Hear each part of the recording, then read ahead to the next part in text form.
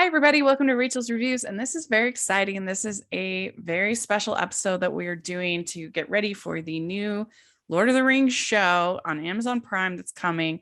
We are talking about the Lord of the Rings films, the original trilogy. We're going to be doing that over the next couple of weeks. It's going to be a lot of fun. But today we are here to talk about the very first film in that trilogy. We're talking about The Fellowship of the Rings. And I'm film critic Rachel Wagner, and Oscar Staten is here. Hello. And my good friend Jen Edwards is here. And this is very exciting because this was your first time ever watching these movies, correct? Yes. And as of now, I've only watched this first one. Yes, this is so cool. So we'll talk a little bit more about that. But thank you to both of you for coming on the pod. I appreciate it. And Oscar, why don't you, it's been a little while since you were on. Why don't you introduce yourself to the audience? Hello. So I'm a writer, and I've been dividing my time between working with my dad's company and also writing my own novel. And the manuscript for that has actually been coming along quite nicely. And in actuality, my love of reading and my love of literature and creative writing stems from discovering The Lord of the Rings as a child. That's great. Well, Jen, it's been a while since you were on as well. So why don't you introduce yourself to the audience as well? I am Rachel's friend. We actually live close together and end up doing a lot of fun movie things together. Yeah. I have a regular job. I do mortgage loans for a living, but I do speak in pop culture. Yes. I like to write reviews for no reason whatsoever. I just do. And I love movies and TV and all the things. Yeah, Jen is particularly my talking about movies buddies. So she's just like the pre-podcast just for the two of us. We break it down. Yeah, we do. But it's Awesome. interesting. So this is your first time watching this movie. Why do you think that it was such a phenomenon? Why do you think that you hadn't watched it? Well, I know I just missed the first one in the theater. And after that, it was this kind of thing that I had to see it in the theater and watch the other ones because I hadn't watched the first one. And then I just kind of I just didn't do it. Mm-hmm. And several years ago, a friend of mine he said, this is his favorite movies, and you're a movie person, you have to watch these. And we sat down to watch this first one, and I was on my phone the whole time and could not engage with it at all. And he got frustrated and turned it off because How long ago was this? I wasn't taking it in properly. Anyway. And so, Yeah. And I don't think it was anything other than it was the setting. We were in a weird house, and it just didn't grab me. But I will say this experience, I had a completely different and great one with it. Oh, good. That's good to hear. That's good to know. So, Oscar, did you grow up reading the books, or were the movies your introduction? Well, the movies were my introduction, but Mhm. my dad and my sisters had read the books.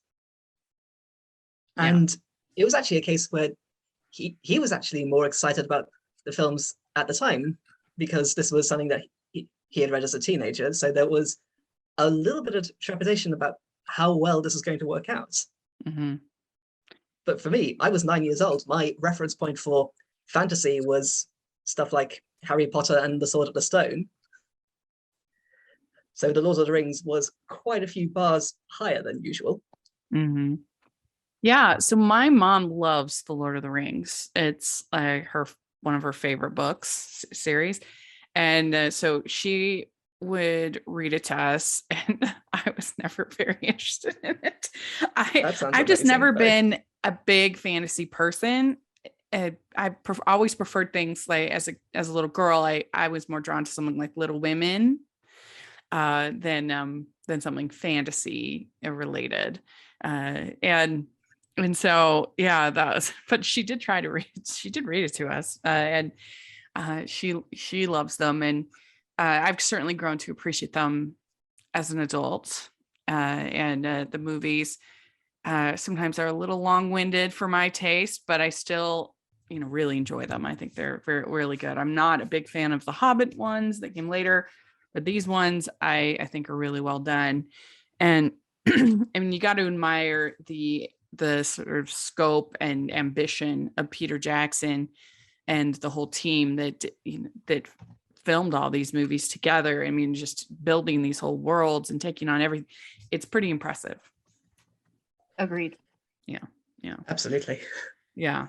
Well, Rachel, I've decided this is why we're friends, because my mom is a voracious reader and loves J.R.R. Tolkien, and but I was never that interested in them. And Little Women is literally my favorite book, and I love all things Little Women. So there we go. yeah, Little Women was the first like big book that I ever read. It was the first And you book that I was connected ever to- like proud of. Like, look, I read this, big book. And that and Anne of Green Gables, those were definitely my two favorites as a little girl. But yes, no wonder we get along so well. But yeah, this movie came out in 2001, and it had great acclaim. It did very well, obviously, at the box office, and it was nominated for Best Picture and won 13 Oscars. It won Best Cinematography, Best Makeup, Best Original Score, and Best Visual Effects. So it's a success in every way that you could be successful. What was it like being there when it was first coming out? What's that? What was it like to be in that hype zone for Fellowship of the Yeah. Ring in 2001? Well, I remember going with my sister, and my sister's 10 years younger than this sister is 10 years younger than me. And she had such a crush on Orlando Bloom. And the whole time, whenever he was on screen, she would let out this little, I don't blame her. that's what I remember most of all, was Anna and her about Legolas. But And not for nothing, I might add. yeah, no, it's true. She actually had like a whole wall of Legolas in her room, including she had just his eyes. Like, I was like, you're getting a little weird Whoa. here at this point. What are you doing? But yeah, she was a big Orlando Bloom fan. I think she still is to this day. So that's a memory I have. I mean, there's not that many movies that I remember going to with my whole family, including my mom, my dad, because my parents are not movie people at all. My dad's like probably been to one movie in the theater in the last decade. I don't think he's been to one since Les Miserables. But they're just not movie people. But because my mom loves Lord of the Rings, and this series is my dad's favorite movies as well. And so I do remember going to, plus I lived far away from my parents at that time. So I don't know, I just don't have very many memories of going to the movies with my whole family. And this is one that except for maybe my brother wasn't there, but going to see and just, I mean, it was just such a spectacle, such a big screen. I understand why people said that to you, Jen, because it really is the way they were able to transport New Zealand to Middle Earth is pretty amazing. It's beautiful. Well, Yeah. it really puts New Zealand on the map in a big Yeah, way. They really did. And I think it's something that in the Hobbit movies they really lost, because I think those movies have a lot more CGI. Well, the thing is, they gradually shifted from on location New Zealand shooting, Mhm. and you can see it as they became more set bound, gradually using less and less of the natural surroundings. It's not as good. And it Not seems right- like no, in it's this not. new show that they're back to, I'm sure they'll have tons of CGI, but it looked, at least in the trailer to me, it looked pretty grounded, which, I don't think it did. oh, you didn't? It Yeah. seemed a bit flat, honestly. Oh, yeah. I don't know. I was like, okay, they're getting closer back to, but I mean, they put in $1 billion into the show, so it's going to be interesting to see. It's got to perform big.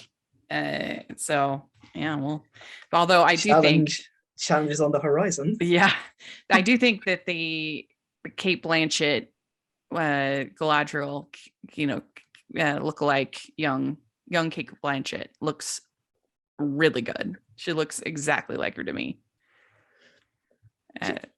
She looks good. Yeah, That's I thought so in the trailer. But I'm not thrilled with who they cast as Elrond, but then again, Uh-huh. how do you top Hugo Weaving? yeah, that's true. But Or come close.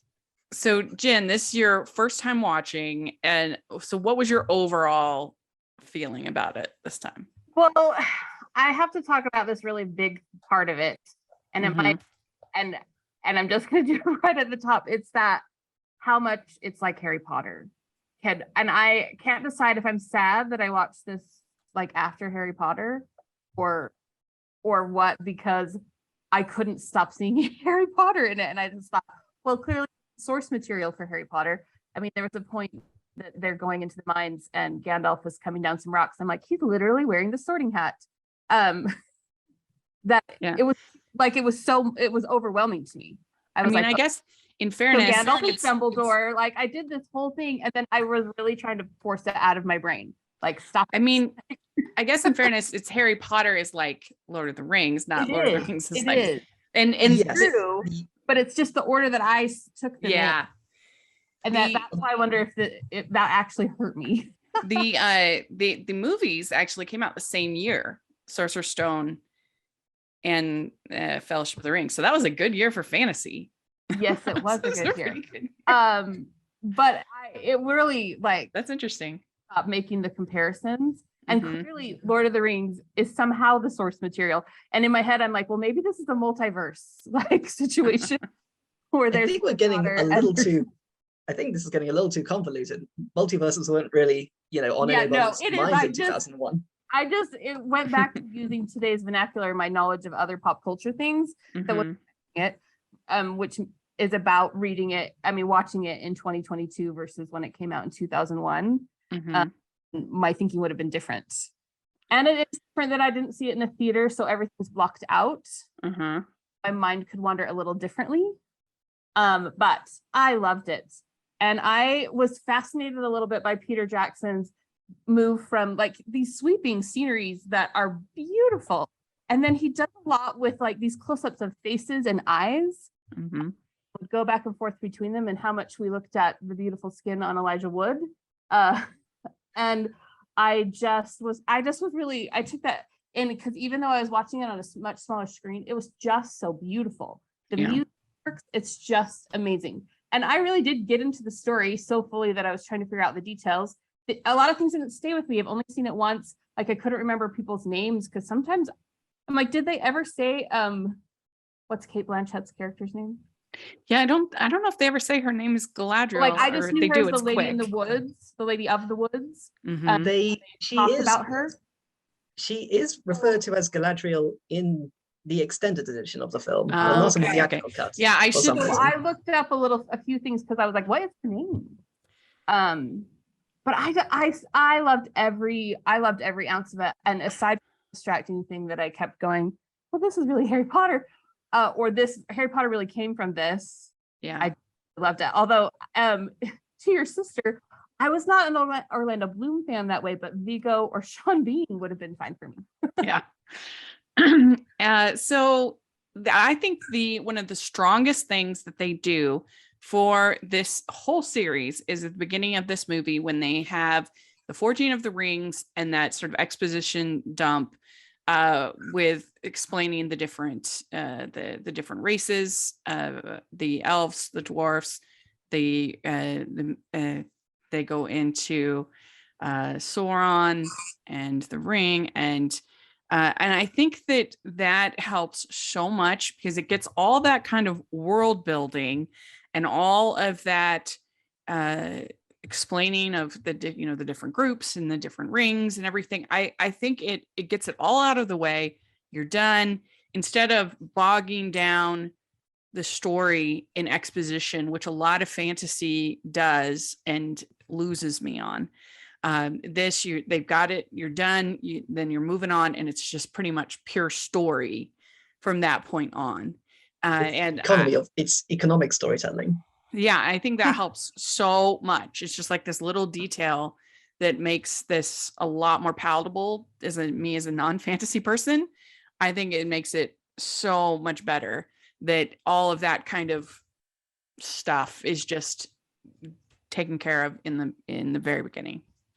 Are you a fan of Rachel's Reviews? Do you look forward to Family Movie Night, Female Film Critics panels, or the Talking Disney podcast? If so, please consider supporting the podcast by becoming a Patreon.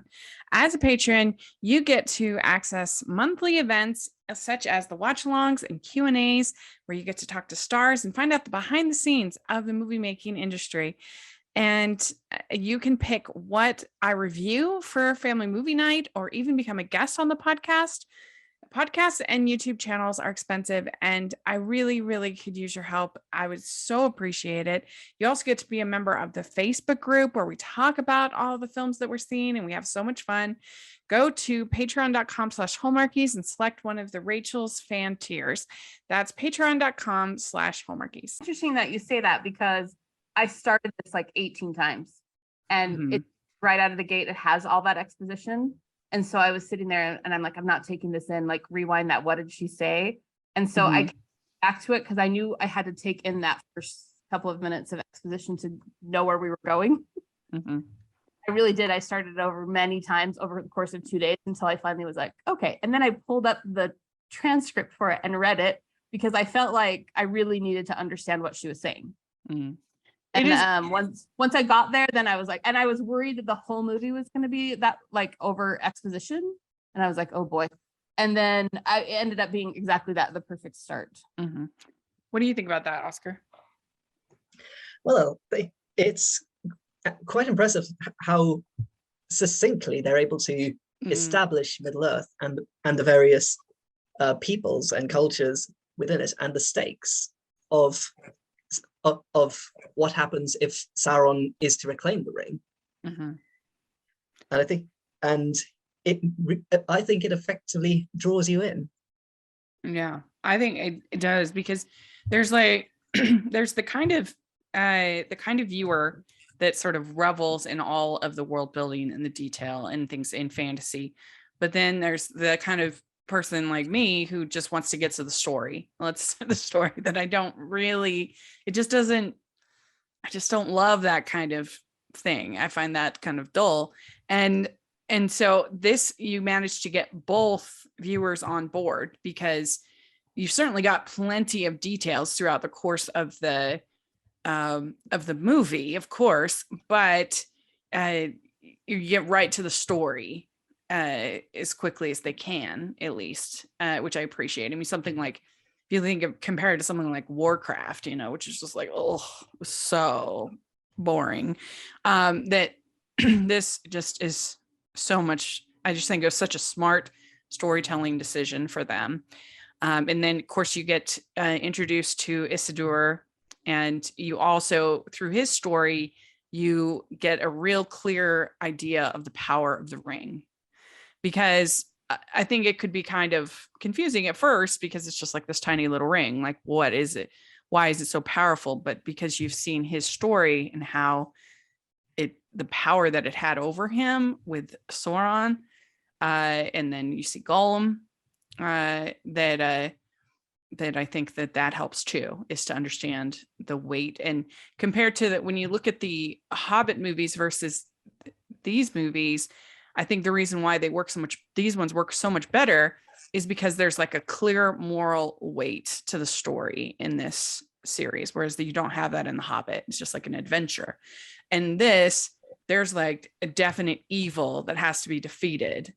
So I think that having this story of Isildur and the ring at the beginning also is very effective. What do you think, Oscar?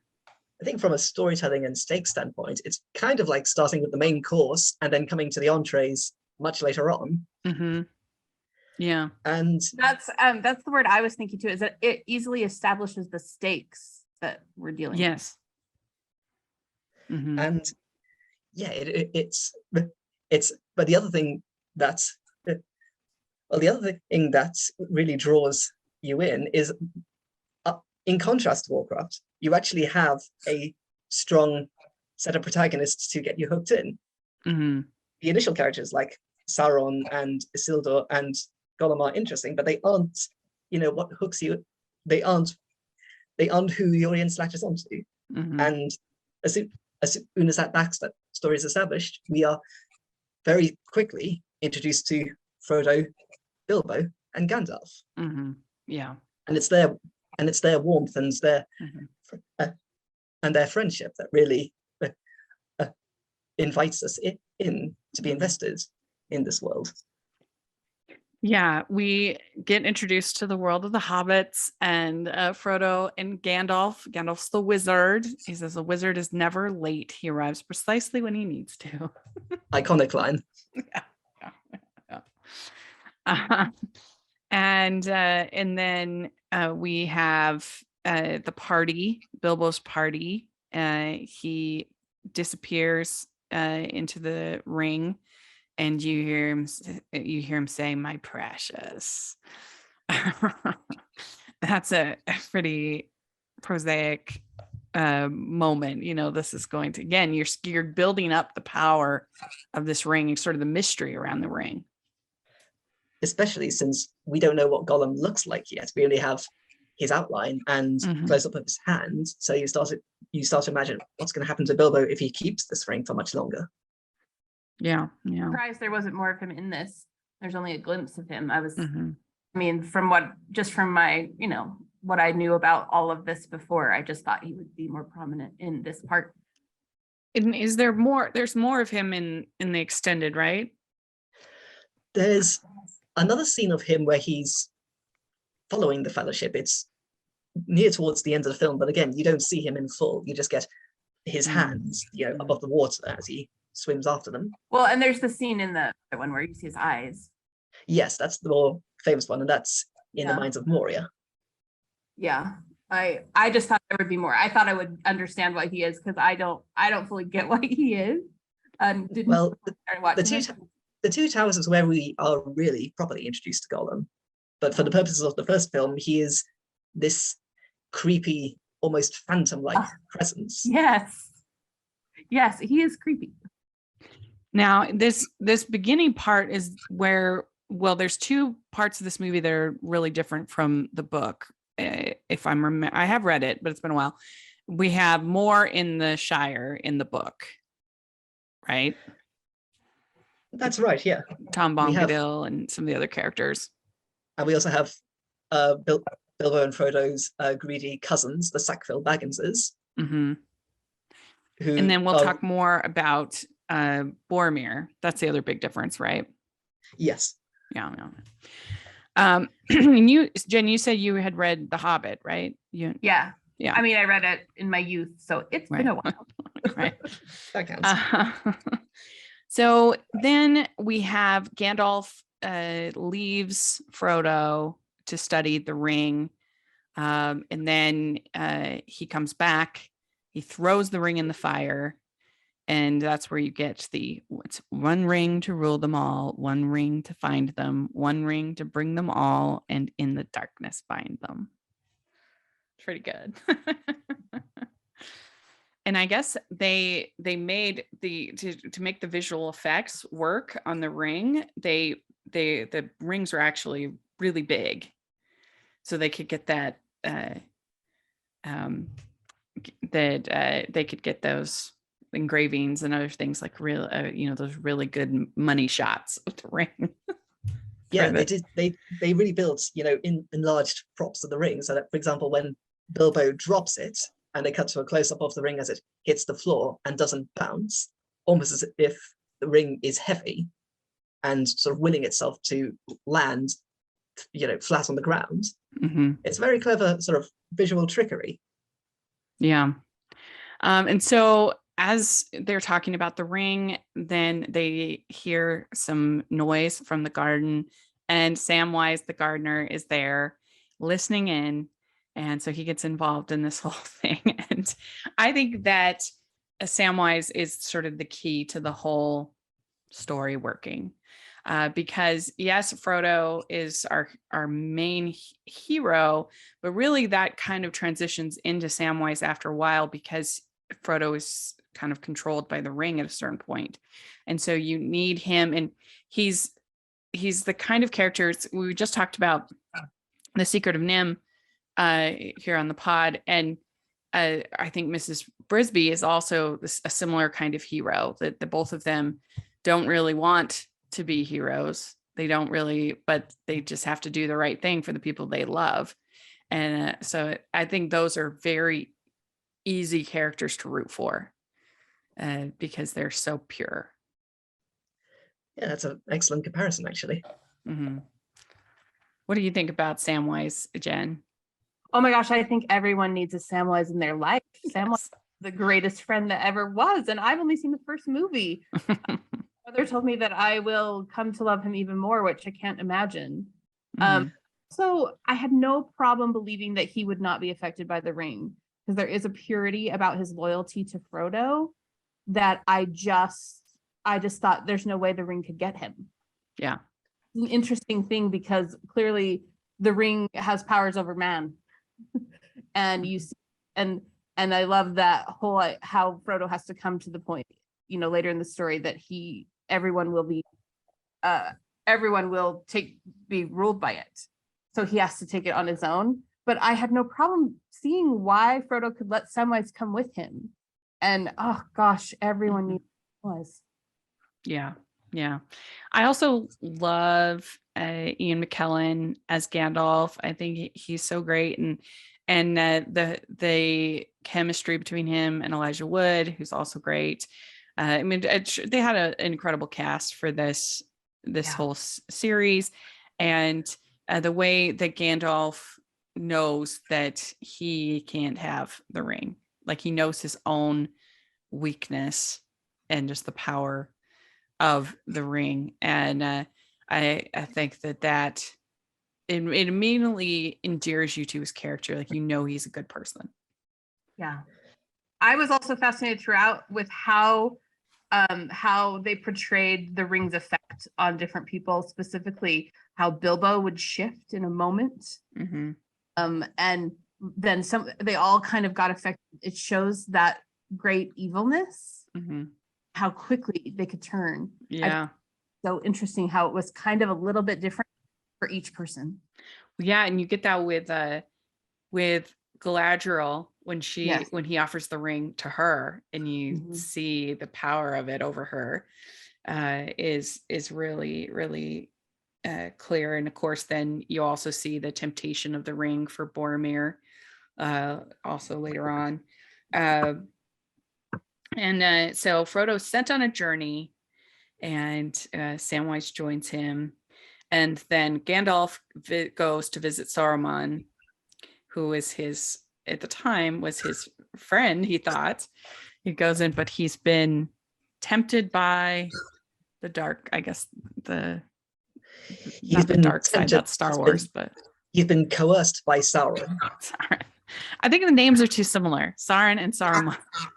They are similar, and other adaptations have altered Saruman's name to be less similar sounding. Mm-hmm. Oh, that's but to have Christopher Lee as Saruman, brilliant. And the incredible thing was that Saruman wasn't the role that Lee had always wanted to play. He had always wanted to play Gandalf. Yeah, well, that would make sense. I mean, I could see these roles swapping pretty easily. And Ian McKellen they're both incredible actors, so of course, but it just works because Christopher Lee has such a menacing face. Like just his eyes are so I just think it works so well to have him in this villain role. I mean, he was in tons of horror movies and stuff like that.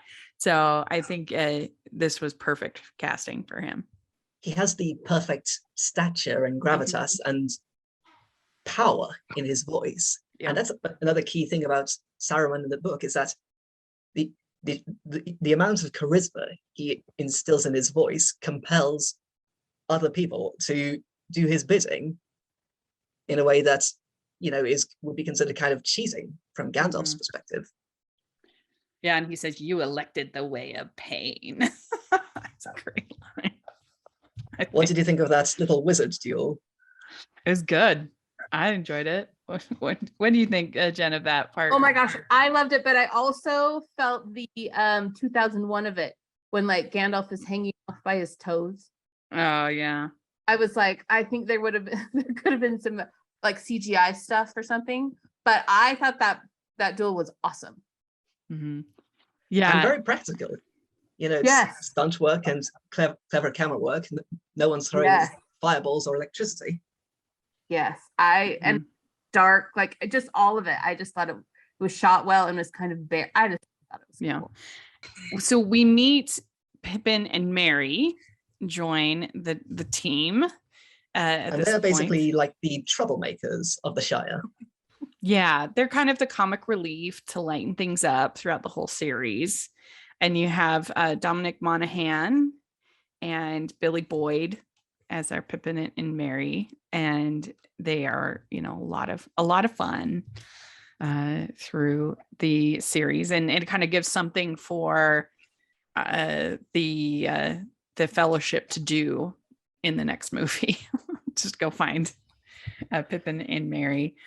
So they also have some pretty substantial character development throughout the trilogy as well. Mm-hmm. Yeah.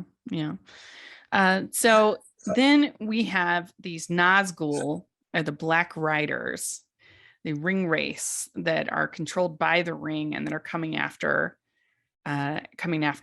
Frodo. And you get that really good scene where they're all huddling in the like there's a little cove or whatever, and the ring race, or the Nazgul, are like there, and they're so close, and you can sense the chill in the air is very effective, I think. And their very presence causes, you know, the insects around them to freak out and start running in all directions. Mm-hmm. I like these ring race better than the like the orgs and the other well, it's a different kind. henchmen. Yeah, well, there are different kinds of menace, aren't they? The Nazgul are basically, you know, the top servants of Sauron, and this is the most important mission they have at that point, which is retrieving the ring and taking it back to Mordor. Yeah. So Saruman builds the Wrath, the army, his army, and then he strips his fortress of trees and digs these enormous pits to build forges. Yeah. And then the hobbits meet up with Strider, and he says, "You're not nearly frightened enough. I know what haunts you." So, Jen, what do you think of our introduction to Aragorn and Strider? Oh my gosh. Again, I didn't know who everyone was. Like, the fact that Aragorn had like the hood on, and so I did not know who he was. Okay, yeah. And I was fascinated with him jumping in to help. And I was like, okay. And I was like, okay, that's Viggo Mortensen. So I know that he's in it. So I thought it was very cool. I also thought it was cool that Legolas is the one that actually introduces him properly so that you know who he is and his importance, because I didn't know it until that moment. Mm-hmm. But I thought that whole scene where he jumps in is cool. Yeah, it's really good. And I love that whole scene where you've got the Nazgul and they've got their big long swords, and you think that they're going to be killing all of our characters, which of course wouldn't happen, but it's just chicken feathers. I know that whole, I feel like that whole with the music and everything is very well done, that whole sequence. Yeah, the atmosphere and suspense in Bree especially is really palpable. It's such a sharp contrast to the warm, vibrant colors of Hobbiton. You have all these dark shadows and deep blues. That's true. It's going full tilt into horror movie territory. I mean, that's why I've said for a long time that this one might be my favorite of the three, because I do get a little bit wearisome in particularly the second one with these battle scenes that are really long and just not my favorite. Whereas this, it's even I don't know, almost every scene is about character building and growth. And so even when they're journeying, they're having discussions and their things are happening. And you don't really have any of those like battle scenes like you do in the other movies, which are needed, but they're just a little long, I feel like. So this one, I really like this movie. I think it's very well done. We'd like to take a second and thank our sponsor for this episode of the podcast. It's the Hallmarkies merch store. Are you looking for that perfect gift for the postable, Hardy, or Hallmarky in your life? What about getting that t-shirt or hoodie that will help you stand out at your next holiday party? Now is the time to check out the Hallmarkies merch store. Full of festive designs by artists like Jessica Miller, Carrie from Hallmark Comics, and more. You can even have more than just shirts, but totes, cell phone cases, notebooks, mugs, and more.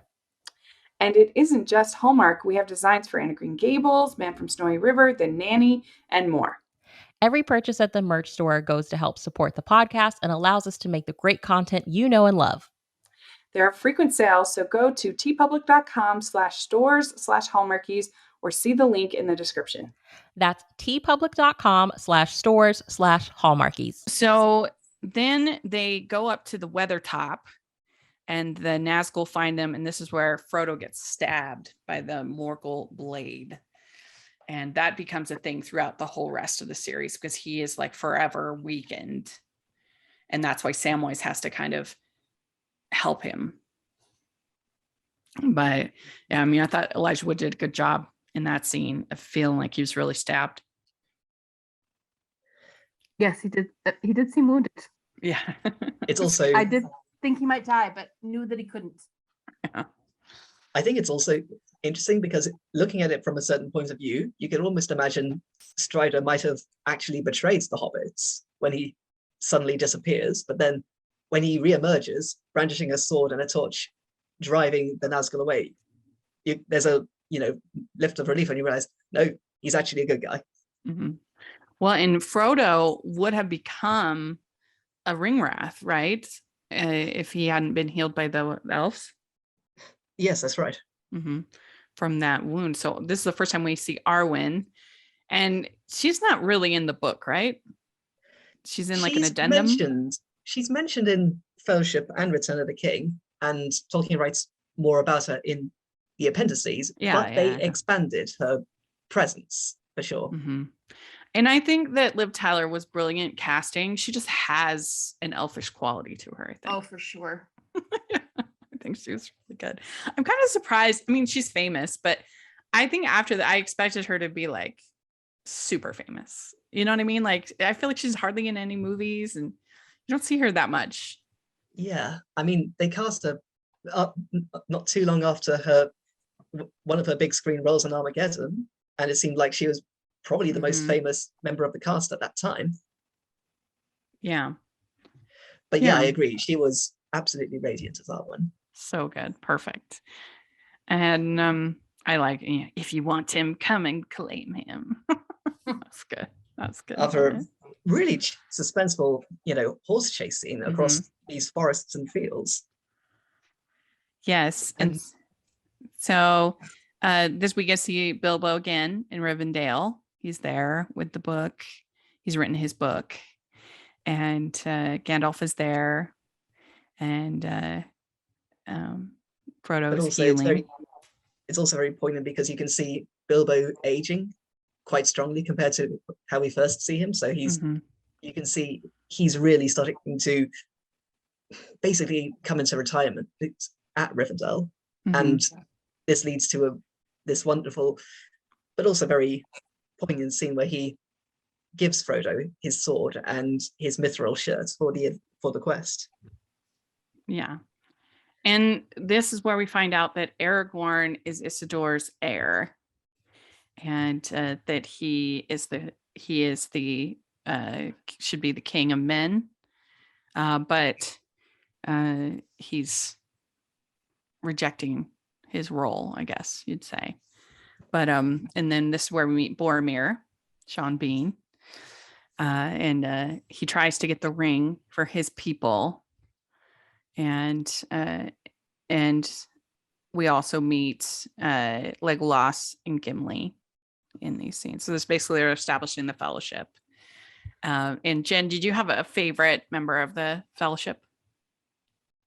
Oh, I mean, until until he attacks Frodo, it was Boromir. But is that how you say it? I just called Boromir. him Sean Bean in my head. Boromir. Yeah, I just called him Sean Bean in my head. But I would ultimately pick Aragorn in the end. Yeah. What I about mean, you? if not Samwise, because Yeah, he's amazing. Samwise is great. What about you, Oscar? Do you have a favorite of the Fellowship? I would say Samwise as well. Yeah. I think he really is I think he's the soul of the Fellowship, and his courage and resolute, loyalty to Frodo, and his incorruptible character. He makes him very aspirational in his own way. Now, in the book, Boromir does not betray the Fellowship, right? They changed that in for this, right? Well, what happens in the book is that, well, we're jumping ahead a bit, but he does try to take the ring from Frodo, but after Frodo gets away, in the book he actually goes to tell Aragorn about what happened and is, admonished for what he did. And this is at the start of book 3, but as we know, Boromir dies, but he dies heroically trying to protect the hobbits. Mm-hmm. Right. So I would say he doesn't full out. I don't think he full out betrays the Fellowship, but he does succumb to the pressures built. The pressures placed upon him, and the temptation of the ring, which is feeding on that. Mm-hmm. Yeah, and the Legolas and Aragorn and Gimli become kind of like your 3 musketeers of this story. Kind of a fun group. Yeah, that's kind of what my dad said to describe them as well. Mm-hmm. The 3 musketeers of fantasy movies. Yeah, they're pretty fun, and it's we also get, I think, some kind of tension between Gimli and Legolas, highlighting the fact that elves and dwarves really don't trust each other. And you have John Rhys. I love Gimli's face is so funny in all of it. Sorry. Yeah, John Rhys Davies, who does. I mean, he's got all that, that makeup on, and yet he still managed to create a pretty convincing character. So he does a good job with that. And he suggests they go through the mines of Moria, and Gandalf it says he will only do that unless they have no other choice, because of the many creatures and other things in those the mines caves. had been overtaken. The mines had been overrun by goblins, and the possibility that a Balrog has been, woken up from its slumber, which they do discover is the case. Mm-hmm. That's what Gandalf was afraid of. So then they say, let the ring bearer decide. And then Frodo decides that they should go through the caves. And that's when Sam has to say goodbye to the horse. Oh, that was sweet. That was a sweet moment. The horse actually had quite a lot more, scenes in the book, but and yes, they do. But fortunately, Sam does reunite with him at the end of the quest. Yeah. Oh, that's right. Yeah. So it's pretty emotional. I mean, they have this octopus creature when they first get into the caves, but then after that, they find that all of the people in the caves, the dwarfs, have died. And that there's the shadow, they say the shadow moves in the dark. And then this cave troll comes after them. And I think that John Rhys Davies does a good job also in these scenes of being just, obviously, as you would be, being very emotional. And so we get that kind of goofy side, but we also get this emotional side. It's interesting because Gimli's actually a fairly stoic character in the book. He's quite gruff and serious. So when he discovers that Balin has died, he just pulls his hood over his head and just sort of sits there in silent grief, contrary to how John Rhys Davies portrays Gimli in grief. I think it's quite effective on screen as we see it. What do you think of that, Jen? That whole sort of segment in the cave? Oh, I felt his heartbreak for sure. And Mhm. like his reaction when just as they walk in and you just see him go to his knees, you're just sad for him. I also found it interesting that, there's the dead body with the book that's apparently recording everything that was going on. And Gandalf can just go like peel it off of the dead hands and read all of the happenings. Yeah. Read Yeah, how it all went down. I was like, oh. and it's even morbid if you know who that was. And Oh. Tolkien actually gives the answer. That was Ori, one of the dwarves in Thorin's company. Oh. Yeah. And so then there's this creature called the Balrog that's in the cave. It's a demon, I think. And so then they're rushing to get across this bridge. And then this is when Gandalf says, "You shall not pass." So your big Very moment. much became the signature line of the movies, didn't it? Mhm. Yeah. Yeah. And then he's gonna get dragged down with the Balrog, and he says, "Fly, you fools." This is good too.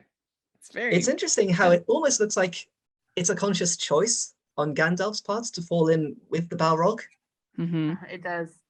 because at that point you understand, this creature isn't dead and it could still get out. So he has to stop it somehow. Yeah. I Well, and wondered it's if there was caught his something foot. I wondered if there was something in the book on whether or not that was conscious, or if we know if it was conscious. I don't think so, because in the book it's described that he calls out, "Fly, you fools," as he's falling. Oh. Do you think that he knows that he will be able to come back? No, I don't think so.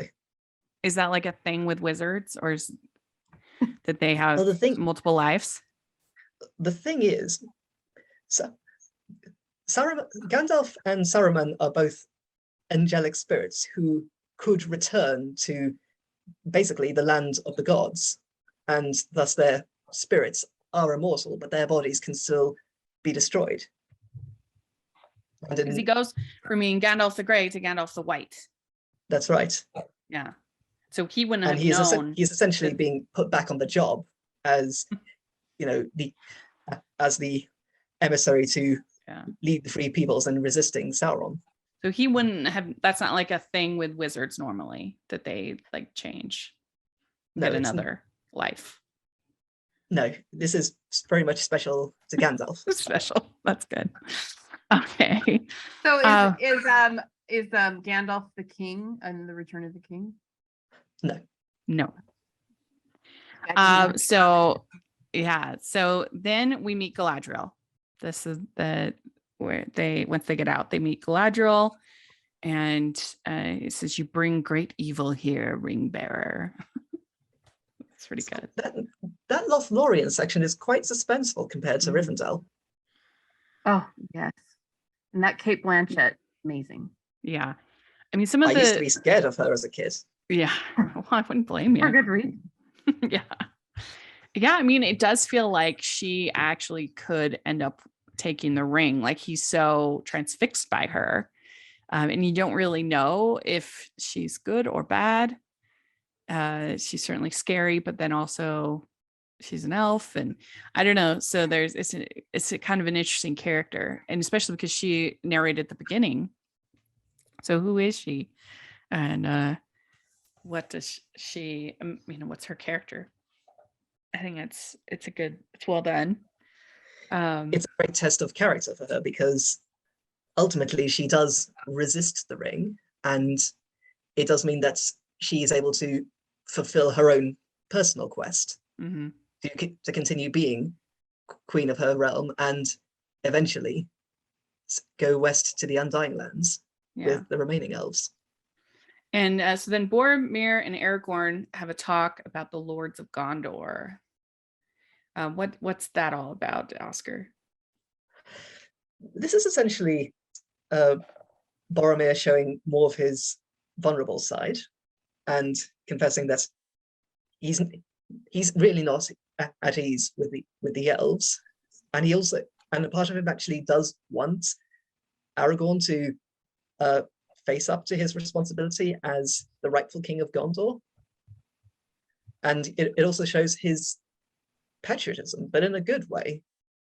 You come to understand a little bit more about what he's on the quest for, what he's fighting for, because that determines his upcoming choices, even if they're horrible choices. They're coming from a place of wanting to protect his people. Mhm. So I Yeah. love that scene. Yeah, I mean, Boromir always has the best of intentions, and I think Frodo even knows that. He knows, and that's why Boromir gets so tempted, because he's trying to help his people.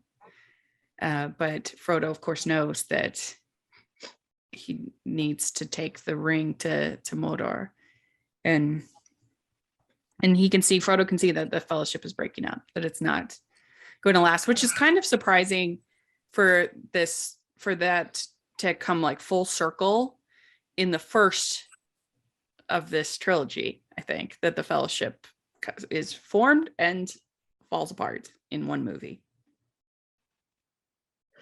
You wouldn't necessarily expect that sort of thing from the Avengers or the Justice League, would you? Yeah. And it says, and they say, one by one, it will destroy them all. And then Frodo says to Galadriel, if you ask it of me, I will give you the One Ring. But she says, all shall love me in despair. But then she says, I passed the test. I will diminish and go to the west and remain Galadriel. So she passes the temptation. And we get this great conversation, and he says that you are a ring bearer, Frodo. To bear a ring of power is to be alone. And this task was appointed to you, and if you do not find a way, no one will. And he says, I know what I must do, but I'm afraid to do it. So that was, I think, it endears you to the character. It makes you root for him. Yes, it really shows how much, how much he's risking his own life and his own sanity and his own will to live by bearing this ring closer and closer to Mount Doom. Yeah, and in the whole one of the most iconic quotes of the whole series is, I wish it need not have happened in my time, said Frodo. So do I, said Gandalf, and so do all who live to see such times. But that is not for them to decide. All we have to decide is what we do with the time that is given us. So that's going to be on a lot of like pillows and wall art and stuff like that. It truly is a timeless quote. Yeah. As true as it would have been in the 1940s when Tolkien was writing The Lord of the Rings to up until today. And it never stops being relevant. Yeah. Jen, what do you think about that, and what this first movie is kind of trying to say? Well, I have seen that quote on pillows. Yeah. And I knew it before you said it. But I think it just has to do with, for me, the burden that Frodo is feeling. He's this unwitting person. Yeah. Didn't want this, but that's kind of how life is. Yeah. That a lot of the things that get dealt to us we don't necessarily want, but we bear them and go forward. And I also think that connects right into what Gandalf says about, like, you just got to choose what to do with the time you're given. Times you're given these very long, hard tasks, and if you're up to it, you do it. Well, and I also think that so often in storytelling these days, we are like afraid of acknowledging evil now in a lot of movies and books, and it can be fine. But I like the fact that there's like a real dichotomy in Lord of the Rings between good and evil, and the shown through the power of the ring. And they have to take it extremely seriously. It's extremely powerful.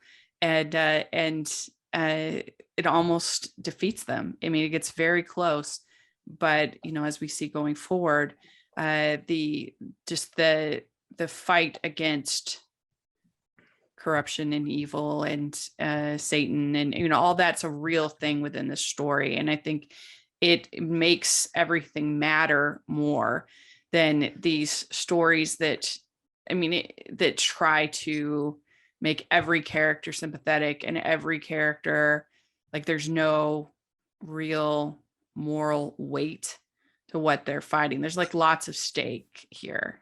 Literally the whole civilization basically is at stake. Well said. Well said. Yeah. It's interesting that you mentioned Satan, because faith is a huge underpinning of the Lord of the Rings book. It isn't brought so much up in the films, but it is present. It is present in the fact that it does appear to be some sort of divine guiding hand in certain key events. It's mentioned also in the Mines when Gandalf says to Frodo, there are other forces at work in this world besides the will of evil. Bilbo was meant to find the ring, in which case you also were meant to have it. Yeah. And that is an encouraging thought. Right. That we all have sort of a calling that if we can tap into that, then we will feel so much power and be emboldened, I guess. And it's also, and you have to have faith in something or some greater cause to latch onto that. Well, yeah, and you think like the smallest race, the smallest group for the hobbits, the most simple people, that they're going to be the ones that in the end save everybody. That's right. There's faith in that as well. That's right. Yeah, that's true. So then one of the most dramatic spectacle moments of the movie is it here where you see them sailing through the kings of old, and so we get that in the CGI. And actually, those are models. That's not CGI. Oh, that's all models? Yeah. Oh, I didn't know that. Yeah, it looks great. So, very realistic, evidently, because it is real. But they look, it's a very dramatic spectacle moment, I think. There. And then Boromir asks for the ring. And I think that's a very emotional moment because he's weak and you just feel sad for him that he had, because you understand where he's coming from, but and you just see like Frodo's. I gasped. Yeah. I was like, oh no. Yeah. Reactions to that scene are very fascinating because some people can look at that scene and say of Boromir, oh, what a jerk. And other people say, no, Boromir, don't make those choices. Yeah, that's more my reaction. Like, yeah, that was mine. Darn. And then Aragorn says, I would have gone with you to the end, which is another nice moment. And then the very, very keenly, when he sees the ring, and for a moment there is the possibility he might be tempted, like Isildur was before him. And he very gently closes Frodo's hands and pushes the ring to his chest. Yeah. So he, in his own way, is able to pass his test, but also has to, remind Frodo that this is his burden alone. And then the easiest thing to have to, which cannot be the easiest thing to have to convey to Frodo, but Aragorn is much better as a protector and a leader.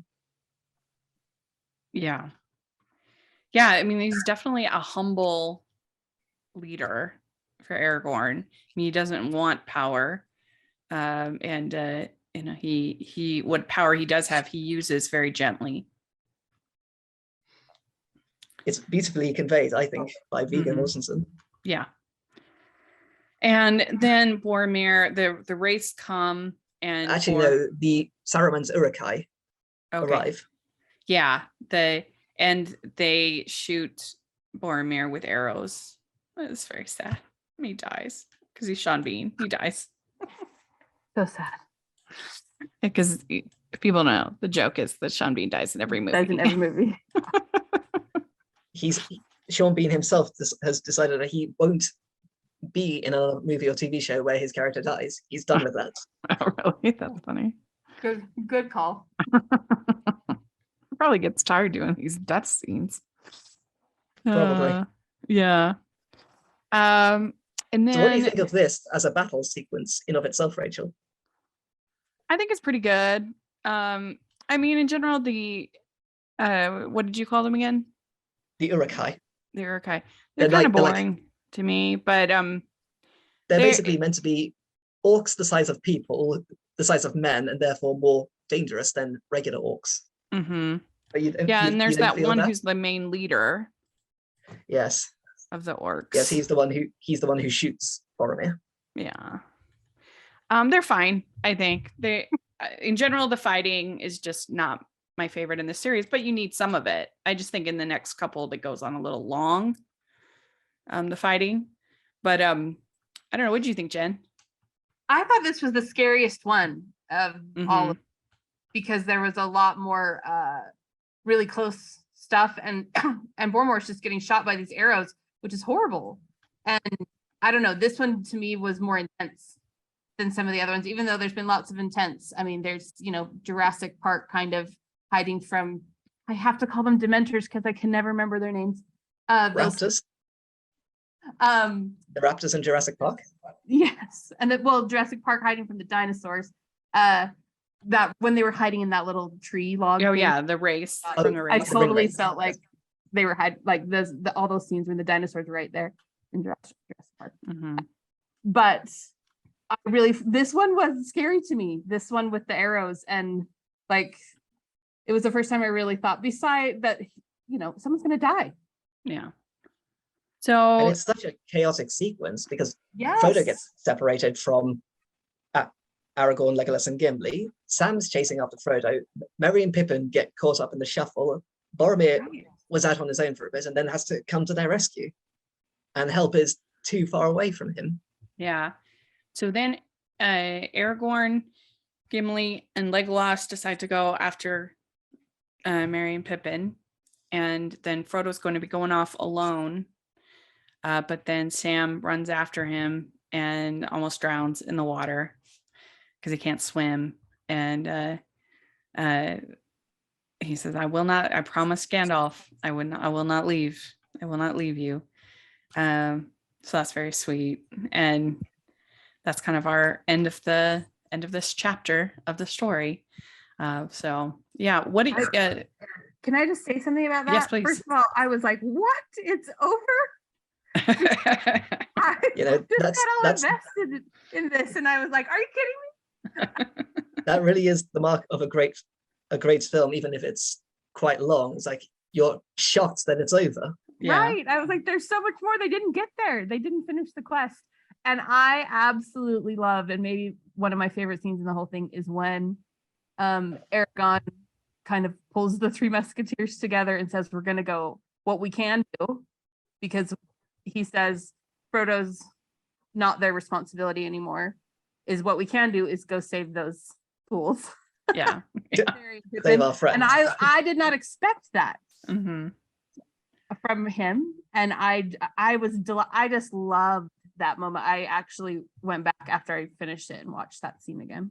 Yeah. It's great because you can see Gimli go from in despair to, pumped up and ready to race across the whole country. Yes, it was very touching to me. I just was like, Mhm. yes. Yeah. And a great pickup after, Boromir dying in Aragorn's arms. Mhm. Yes. So I asked on Twitter what people thought of this first movie, and I got a ton of responses, but I'll just read a couple. Richard Southworth, he says, I liked it well enough when I first saw it, but it was only after Return of the King that the whole trilogy really grew on me. I like Fellowship about the same as Two Towers. It does a great job introducing you to this world and getting the story going. And then Nostalgic Cast, our friend Darren, he says, my favorite of the trilogy, despite some pacing issues that make it feel more like a cliffhanger serial than I'd like it to. Jackson and company created a lavish lyrical version of the books, fleshing out the characters enough to make me care about them for the next 2 films. Zach Kircher, he says, what's the word the kids use? It's a banger. And we have a ton of people saying masterpiece, love it, best of the trilogy. Our friend Secrets of Dumbledore says, like every Middle Earth film, it's overlong, but it's the best of the franchise, in my opinion. Great setup, good acting, and nice visuals. For me, when it comes to Lord of the Rings specifically, there is no such thing as overlong. But that's just Lord of the Rings. I can't go with you there with those Hobbit movies. I'm sorry. I'm not saying that is true for The Hobbit, in fact. Okay. But we'll cross that bridge when we get there. Okay. Our friend Lassie Boy says, it might be my favorite movie of all time. Kevin the Critic says, one of my favorite fantasy films. Aaron B says, I got to rewatch it. It's a movie from my childhood. Eloise says, I love it. Christoph says, a masterpiece. So we've got pretty much nothing but love for the Fellowship of the Ring. So thank you both so much for coming on talking about this. This was a lot of fun. And let us know, if you're listening, what you think of this first movie and the different things we talked about. We'd love to hear your thoughts in the comment section or on Twitter. And Oscar, how can people find you, follow you? You can find me on Twitter at Albion_92 on Twitter. Great. And Jen, do you want to share any of your social media? I'm on Twitter at what Jen's up to. Very good. And you can find me at Rachel's Reviews, all over social media, iTunes, YouTube, and on Rotten Tomatoes. And I also have family movie night reviews of all 3 of these movies. So I'll put links to those in the description, so you want to check out my thoughts on there. And I also have a review for Obscure Animation of the Ralph Bakshi Lord of the Rings animated film. So I'll put that as well. So lots of Lord of the Rings content on the channel. And it'll probably be a couple of weeks because I'm going out of town.